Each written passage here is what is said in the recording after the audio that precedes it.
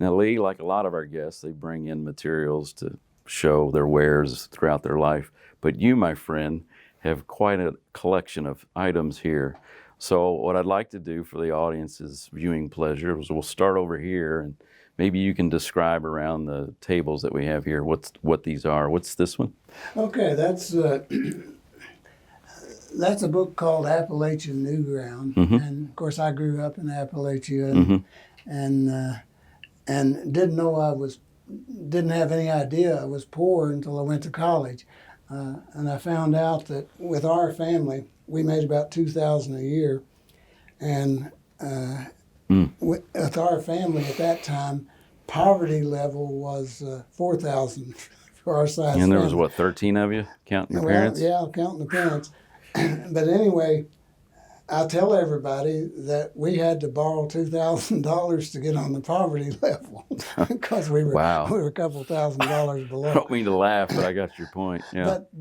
But well, I never did know I was poor growing up, and in many ways I was never poor because we. Don't you kind of think poor or it's a state of mind? I don't want to get too far afield because we have a lot to talk about. I've been without anything to eat, and I've been with a lot of money, and I can't tell the difference. It's the same stuff. But Appalachian New Ground, after my book Thigmotropism came out, and I was just going like a bat out of it, trying to get published. And one time I decided to get a poem a day published. And so I had to put 300 or 400 things in the mail at all the times to reach that. I didn't make it. Okay. I didn't get 365 poems published in a year, but I got 340 some published in that year. And I never would have made that number if I hadn't been reaching for the higher thing. But I reached the point where I was saying, I'll continue writing, but I'm not interested in publishing. It was 20-some years between Thigmotropism and Appalachian New Ground without any publication other than what people had asked me for. But I came out with Appalachian New Ground. I wanted to honor the place I came from, and that's what that book's all about. And the one in the middle? The one in the middle is Songs of Bloody Harlan, and in 1965. When I went to Harlan County and started teaching creative writing there, I wanted the students to have the freedom to write about their own area. And I gave them that freedom. And they published 3 books before they published the final book that got me run out of Harlan County. The final book was called Tomorrow's People. Jack Weller had done a book called Yesterday's People, and the student said, what about us? We're tomorrow's people. We're not yesterday's people. What about us? And I had a friend at Berea, Mike Clark, that was a good photographer, and I said, would you come down and take pictures? What would you charge me to come down and take pictures of the students to go in this book? And he said, $50 and all the beer I could drink. But I wish I'd have cut off on that last part. That cost me a fortune. But anyway, he came down and he got the students in their environment. They were beautiful, stunning pictures. And these were put with their poems in Tomorrow's People. Well, I think for the first time, people saw the pictures and they read the poems. I think in the other books, they didn't lock in on the poetry. Okay. The poetry was not that much different.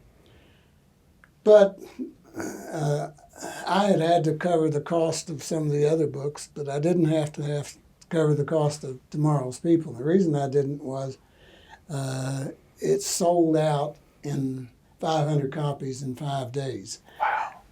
Except for 20 copies I sent to Jesse Stewart because I thought the books were going to be confiscated. But the top blew off the whole system. I was threatened. I was. Speak to that for a moment. We'll come back to the items. What was the backstory there? Why were you threatened? What went wrong, so to speak? People, not the common people of Harlan, or not the students or anything like that. The power structure. Okay. The power structure of Harlan took offense at students talking about them. One of the poems said, "Where the mayor's son has a son on the poverty program while children eat rocks in the streets." One of the poems said, "Where the county sheriff has a son by a local woman." And the county sheriff didn't like that. Rattled a few skeletons, I suppose. Sounds like it. Anyway, the thing blew off the top, and I ultimately, at the demand by the late John Oswald, who was president of the University of Kentucky, called me up late one night and said, "I want you out of Harlan County." And I said, "No, I'm not going. I'm staying here." And he said, "I'm the president of the University of Kentucky. You're my employee, and I'm giving you a direct order. Get the hell out of Harlan County." And we came out at night, armed guard in front of us and armed guard behind us, and I with a .357 Magnum laying on my lap. So they knew you were leaving? Like word had gotten out that you were leaving, or you just didn't know and you wanted They had no idea. We left everything in the house and sent a furniture mover. Now I want to touch on this for a moment. You know, the whole thing about the meat house and, you know, when you're 8 years old and living on your own, that seems totally counter that experience in Harlan, basically being told you're going to do something that you obviously didn't want to do. Or did you just realize there's some pragmatism to staying alive? Well, the whole thing was I was idealistic, but I was going to protect my students at all costs. I'd lived my whole life, I thought, as a pacifist. When the guns came out and the dynamite came out, I had dynamite put in my stoker. I was shot at. I had some contracts taken out on my head. But I was going to stay. I knew I was going to die, but I wanted the story. That's my point. I wanted the story out into the open, and I came out of the county and called the Courier, and they wouldn't touch the story. And I called the Attorney General because I'd had a threat made on my life. I called the FBI because my telephone had been tapped, and then went back into Harlan County. But I planned to stay, but I knew I was going to die. The paper that broke the story was the wonderful paper of Tom Gish up in Whitesburg called the Mountain Eagle. And, you know, Tom's office had been blown up several times. He had to establish new offices, but he wasn't afraid. There was a hotshot reporter out of Boston that came and interviewed me and did the front page of the story. And after the story came out and after we left, I spent the next 2 weeks, I put 4,000 miles on the car and didn't get out of Kentucky. But I was never in one place more than one night. And I wound up in Bowling Green, and the late Kyle Vance, who was a wonderful reporter for Eastern Kentucky, somehow knew I was in Bowling Green and got on the phone. I was with Jim Wayne Miller, wonderful poet there, no longer with us. And Jim Wayne said, "Kyle Vance is on the phone and wants to talk to you." And I said, no, I'm not going to talk to him. But he finally got me in there, and I talked with him. And I said to Kyle Vance, Kyle said, "Would you give me this story?" And I said, "I tried to give it to the Courier a week ago, and they wouldn't touch it." And he said, "I'll touch it." Okay. And I knew the story was going to come out in the Courier the next morning.